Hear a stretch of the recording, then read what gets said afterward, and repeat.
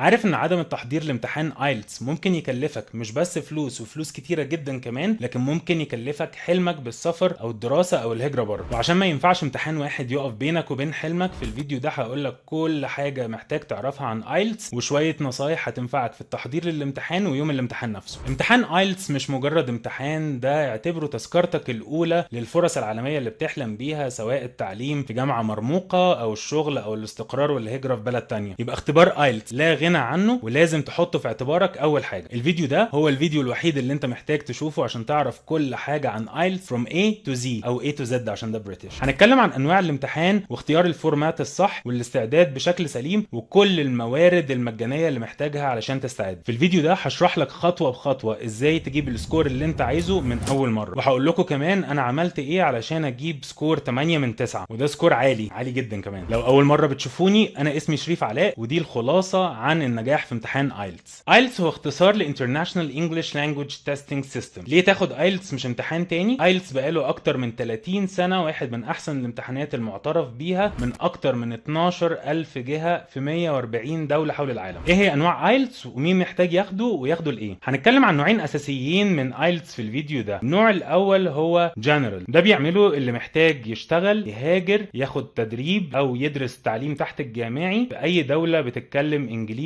وخصوصا بريطانيا، كندا، استراليا ونيوزيلندا، او اي دوله من ال 140 اللي بيقبلوه. ايلتس اكاديميك ده اللي محتاج يسافر يدرس تعليم جامعي او فوق الجامعي، سواء ماستر او دكتوراه في دوله من الدول. طيب مين مش محتاج ياخد ايلتس؟ ايلتس هو امتحان لتلبيه شروط هجره او عمل او دراسه، مش شهاده احطها في السي في او لينكد ان ولا هيفتح لي سكك شغل لوحدي. غير كده ايلتس صلاحيته سنتين فقط، وبعد السنتين دول مش بيتقبل. كمان هو مش اختبار عشان اعرف مستوايا. في الفيديو اللي فات اتكلمت عن احسن اختبار مجاني في العالم ممكن اعمله عشان اعرف مستوايا في الانجليزي. ايه هي طرق امتحان ايلتس؟ في 3 انواع فقط. اول واحد هو ايلتس اون بيبر ورقي، تاني واحد ايلتس اون كمبيوتر، وتالت واحد هو ايلتس اونلاين. ايلتس اون بيبر واون كمبيوتر هم زي بعض بالظبط، الفرق الوحيد ما بينهم ان ده على ورقه وده على كمبيوتر، لكن الاثنين بعملهم في البريتش كونسل او في احد الشركاء المعتمدين منه. الاثنين بعملهم الليسننج والريدنج والرايتنج في يوم واحد، والسبيكنج في يوم تاني. ساعات في ناس ممكن السبيكنج بتاعها يبقى في نفس اليوم، بس في جميع الاحوال السبيكنج بيكون في فتره حد اقصى 7 ايام بعد الامتحان الاصلي او 7 ايام قبله. وفي الاثنين بتعمل سبيكنج مع حد معتمد من البريتش كونسل، بتقعد معاه فيس تو فيس، سواء عامله ورقي او كمبيوتر. الاثنين نفس شكل الامتحان وطريقته اسئله. ايلتس اون كمبيوتر في ميزه مش موجوده في ايلتس اون بيبر، وهي انك ممكن تعيد جزء واحد زي الليسننج او الريدنج او ايا كان لو السكور بتاعك مش عاجبك في خلال 60 يوم. مش محتاج تعيد الامتحان كله، الكلام ده مش موجود في بيبر. اما بالنسبه لايلتس اونلاين فده بتعمله على اي كمبيوتر بتاعك في اي مكان واي زمان، بس برضو السبيكنج هيبقى مع شخص معتمد من البريتش كونسل، لكن هيبقى عبر سكايب او ممكن يكون وسيله تانية. بس ناخد بالنا ان مش كل الجهات بتقبل ايلتس اونلاين، فلازم اتاكد ان الجهه اللي انا بقدم عليها سواء جامعه او للهجره بتقبل ايلتس اونلاين. كل الامتحانات بتتصحح من انسان مش من كمبيوتر، وبتاخد من 3 ل 5 ايام عمل لو على الكمبيوتر، وبتاخد يمكن اسبوعين لو بيبر. طيب اخد ايلتس اون بيبر اون كمبيوتر ولا اونلاين؟ في الغالب ايلتس اون كمبيوتر بيكون في اتاحه لمواعيد اكتر من ايلتس الورقي، بس لازم اتاكد من البريتش كونسل اللي في مدينتي او بلدي. الاونلاين زي ما قلت في اي وقت يعجبني. حاجه كمان بتفرق ما بين ايلتس اون بيبر وايلتس اون كمبيوتر هو عدد الممتحنين او داخل لجنه الامتحان. في ايلتس اون بيبر غالبا بيبقى عدد الناس اكتر، في ايلتس اون كمبيوتر بيكون العدد نسبيا اصغر. فبرضه نشوف انا هكون مستريح اكتر في سيتنج فيه ناس كتيره ولا ناس قليله. ميزه كمان في ايلتس ان هو بيسمح لك تعمل كونفرسيشن في الاختبار بتاع السبيكنج مع شخص حقيقي فيس تو فيس، مش اي اي زي مثلا امتحانات تانية، وده بيخلي الكونفرسيشن ناتشرال اكتر. ايلتس كمان بيقبل اي اكسنت مش بس بريتش، وكل امتحان بيتصحح من 3 اشخاص مختلفه. ده طبعا بيدي لك فرصه عادله. الشخص اللي بيصحح رايتنج تاسك نمبر 1 غير اللي بيصحح رايتنج تاسك نمبر 2 وهكذا، وهنتكلم عنهم بعد شويه. ولو حد من ال3 3 ادالك سكور مختلف جدا، مثلا اقل بكتير من التانيين، فالجزء ده اوتوماتيكلي بيتعاد تصحيحه. ايه الموارد او المصادر الريسورسز اللي انا محتاجها عشان استعد لامتحان ايلتس؟ بعد الفيديو ده مباشره تقدر تسجل في حاجه اسمها ايلتس ريدي ممبر على ويب سايت البريتش كونسل مجانا 100%. بتعمل يوزر نيم واكونت من غير اي مصاريف، من غير اي شروط، وبتفعل حسابك في خلال ثواني. ايلتس ريدي ممبر فيه امتحانات listening وريدنج ورايتنج وسبيكنج وكل حاجه مجانا تماما. ولو انت بالفعل حجزت امتحانك مع البريتش كونسل بيدولك اكسس لحاجه اسمها ايلتس ريدي بريميوم، وده فيه ريسورسز اكتر بكتير كمان من ايلتس ريدي، بس بيدولك موارد وبراكتس تيست وهنتكلم عنهم بالتفصيل. انا من رايي الصراحه انك ممكن ما تبقاش محتاج كورس، لو عندك وقت ومقدره وفلوس ممكن تاخد كورس اضافي. انا ما اخدتش كورس وجبت 8 من 9 من اول امتحان، واعتمدت فقط على الموارد المتاحه اونلاين مجانا على موقع البريتش كونسل اللي هتكلم عنها بالتفصيل. لو الانجليزي بتاعك اوريدي كويس انت برضو محتاج تعمل اكونت على ايلتس ريدي علشان تشوف شكل الامتحان والموديل انسر وتستعد وما تبقاش بتتفاجئ بالامتحان اول مره. اعرف ناس الانجليزي بتاعها كويس جدا وجابت نمر مش كويسه في ايلتس عشان ما استعدتش خالص. لو الانجليزي بتاعك ضعيف فغالبا انت محتاج اكتر من تحضير لامتحان ايلتس، محتاج تشتغل على اللغه نفسها، وعملت فيديوهين عن خطه ال60 يوم لتحسين اللغه الانجليزيه مجانا. طيب ايه نظام درجات ايلتس وايه السكور اللي انا المفروض اجيبه؟ ايلتس امتحان الدرجه النهائيه فيه من 9، وبعدين جواه الاربع اقسام reading writing listening speaking، كل قسم فيهم برضو من 9. والدرجات بتبقى يا اما درجه كامله يا اما نص، يعني ممكن تجيب 6 6 ونص 7 7 ونص، بس مفيش وربع او حاجه تانية. 9 دي طبعا اعلى درجه وقليلين جدا اللي بيجيبوها، ومعناها ان مفيش حرف ولا صوت ولا كلمه ولا فيرب طلع غلط ولا اي حاجه عملتها غلط في الامتحان، وده صعب جدا. طيب السكور المطلوب كام؟ كل جامعه او جهه انا بقدم عليها ليها اشتراطاتها في السكور. عملت فيديو عن التقديم على الجامعات والقبول فيها، وقلت ازاي نعرف شروط اللغه بتاعت كل جامعه علشان اعرف اختار الجامعه المناسبه ليا والقدرات اللغويه. في جامعه ممكن تكون بتقبل 6 على الا يقل اي جزء فيهم عن 5 ونص، او بتقبل 6 ونص وما يقلش كل جزء عن 6، وهكذا. انا لما جبت سكور 8 ده يعتبر سكور عالي جدا، ووقت التقديم على الجامعات ما لقيتش ولا جامعه بتتطلب 8، فده كان مديني اريحيه كبيره لان كلهم كانوا بيطلبوا اقل من 8. طيب انا ازاي اعرف مستواي الحالي في اللغه هيجيب لي سكور كام؟ مفيش طريقه اكيوريت نقدر نحول بيها مثلا B2 يساوي كذا وC1 يساوي كذا، لكن ممكن اعمل ريفرنس يقرب شويه. يعني مثلا في الريدنج والليسننج في 40 سؤال في ايلتس، سكور 8 يعني جاوبت 35 من 40 صح، سكور 7 يعني جاوبت 30، سكور 6 يعني جاوبت 23، وسكور 5 يعني جاوبت 16 من 40 صح، ف5 ونص تقريبا اللي هي 20 من 40 او 50%. ازاي استعد لامتحان ايلتس؟ اول حاجه نعمل اكونت على ايلتس ريدي ممبر. لما تدخل على الاكونت هتلاقي فوق في اختيار عايز اكاديميك ولا جنرال، بنختار اللي احنا عايزينه. لو جامعه مثلا بنختار اكاديميك. بعدين هتلاقي على الشمال الاربع مهارات listening reading writing speaking، كل واحد منهم جواه 6 امتحانات مختلفه. ولو انت حجزت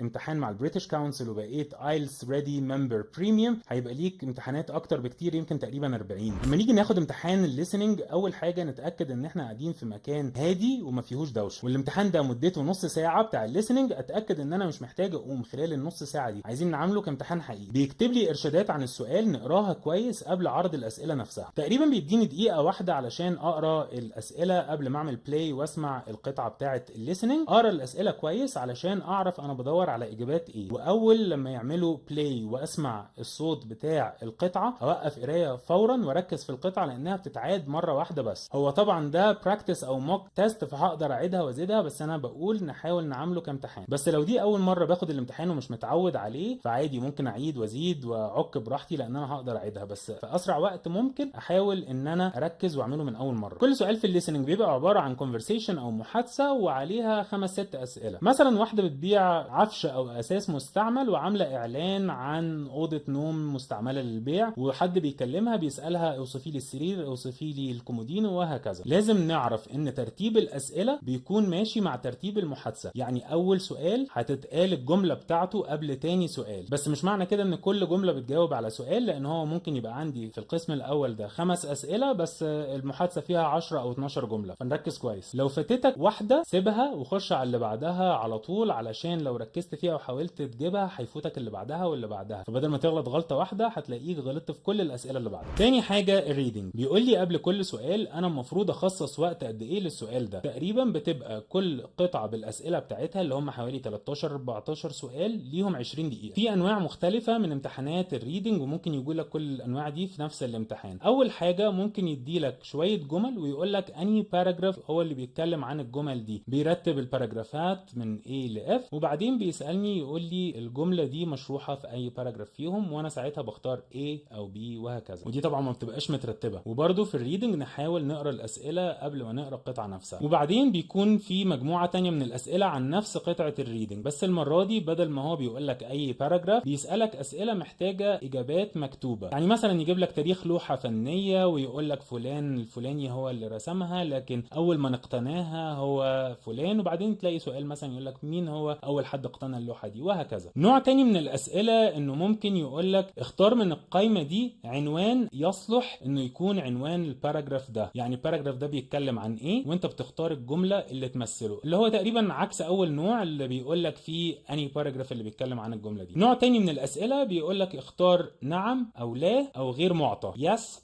no or not given. نوع كمان من الأسئلة معظمنا متعود عليه هو multiple choice questions أو الاختيارات المتعددة. بيقول لك سؤال ويقول لك اختار الإجابة بتاعته A B C D. بعد كده هندخل على السبيكينج. في الليسننج والريدنج أنت بتجاوب، الكمبيوتر بيصحح، لكن في السبيكينج وفي الرايتنج هو سيلف اسسمنت أو تقييم ذاتي. بالنسبة للسبيكينج بيقول لك إن مدة الاختبار 15 دقيقة فقط. نوعية الأسئلة اللي في السبيكينج ممكن تبقى كلمني مثلا عن البلد اللي أنت عايش فيها ويديني شوية أسئلة زي دي. Does your hometown have many places to visit? What is the most interesting thing about your hometown and why? أو سؤال تاني يقول لك أهمية إن إحنا نروح لدكتور السنان الدانتست. Why do we need to go to the dentist? When was the last time you saw a dentist? وهكذا. زي ما قلت هنا مش بتتكلم وبتسجل، هو هنا بيقول لك حط لنفسك تايمر وجاوب وسجل نفسك أنت وصحح لنفسك أو قيم نفسك، وبيدي لك 10 كرايتيريا أو معايير للتصحيح. ال10 معايير هم: هل اديت سبب لكل حاجة؟ هل وضحت كويس وزودت في المعلومات؟ هل قلت اكتر من جمله واحده لكل سؤال؟ اكيد ما ينفعش اجاوب بجمله واحده. هل استخدمت جرامر وفوكابولري كويس؟ هل جاوبت من غير تردد كتير؟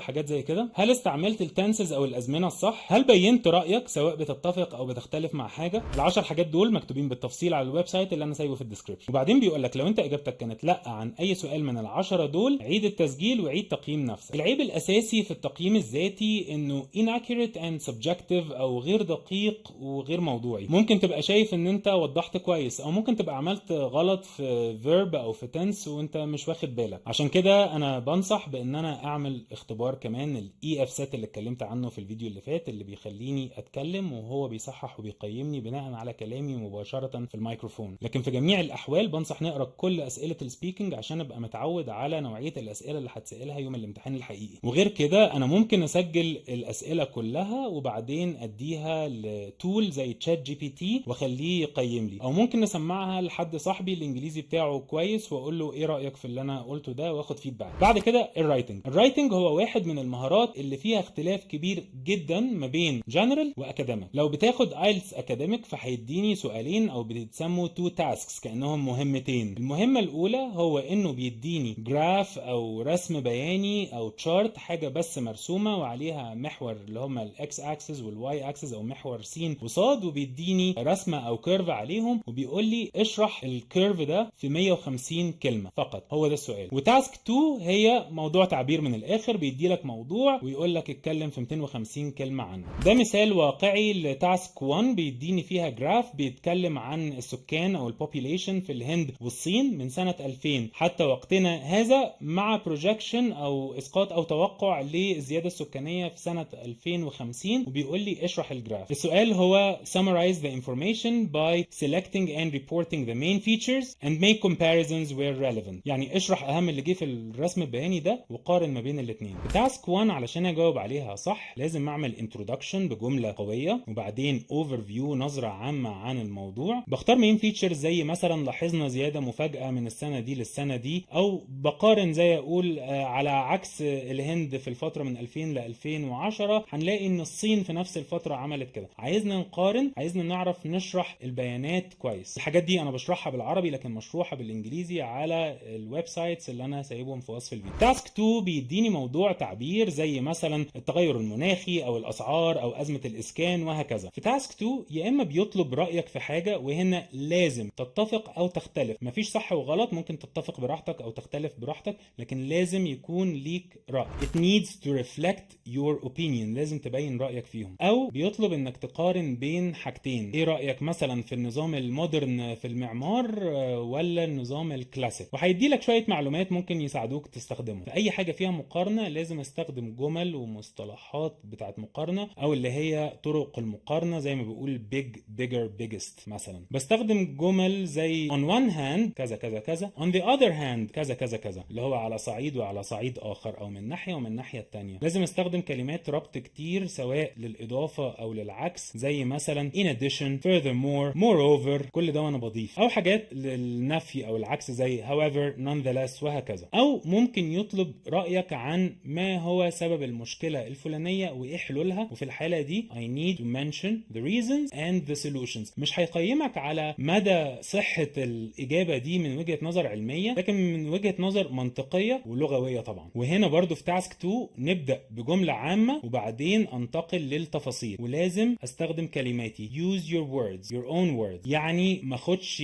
الكلمات او الجمل اللي مكتوبه في السؤال واعيدها. في ناس كانت بتعمل كده في امتحان العربي في ثالثه اعدادي، ده مش هيمشي في ايلتس، ومكتوب خصيصا ما نعملش كده. لازم نوري ان عندنا vocabulary، ما اقعدش اعيد وازيد في نفس الكلمه الا لو هو طبعا اسم الموضوع، لكن الكلمات اللي ليها مرادف احاول قدر الامكان استعمل مرادفات. يعني ما افضلش اقول get او make. ممكن اقول receive obtained managed to وهكذا. ما تحفظش استنباط، ما تحفظش جمل وتروح تعيدها بغض النظر عن السؤال، لان الحاجات دي بتبقى باينه قوي. طيب انا محتاج قد ايه وقت استعد لامتحان ايلتس؟ الموضوع ده نسبي جدا على حسب مستواك في اللغه وعلى حسب مدى راحتك او توترك في اي امتحان بشكل عام. طبعا الموضوع ده بيختلف من شخص للتاني بشكل كبير جدا، بس اكيد كل ما اكتر كل ما احسن. انا بنصح بمينيمم اسبوعين من المراجعه اليوميه، ما كانش شهر كمان. وطبعا الموضوع نسبي جدا، في ناس ممكن تستعد في يومين وتجيب سكور عالي، وفي ناس ممكن تقعد تذاكر شهر وما تجيبش سكور عالي. طيب استعد ازاي يوم الامتحان نفسه؟ لو انا رايح اخد ايلتس اون بيبر اور اون كمبيوتر، حيث ان انا رايح البريتش كونسل او اي مكان تاني تابع ليه، فانا لازم اروح على الاقل قبل الامتحان بتاعي بنص ساعه. مش عايز اروح متوتر ومتاخر وعرقان وتايه، ممكن ابقى مش عارف في الاوضه اللي انا همتحن فيها فين. انا رحت امتحنت كان في مدرسه سانت فاطمه، وقعدت ادور شويه على الفصل وحاجات زي كده، فلازم نروح قبلها بوقت كافي. غير كده لو رحت متاخر مش هيدخلوك علشان ما تعملش انتربشن او ازعاج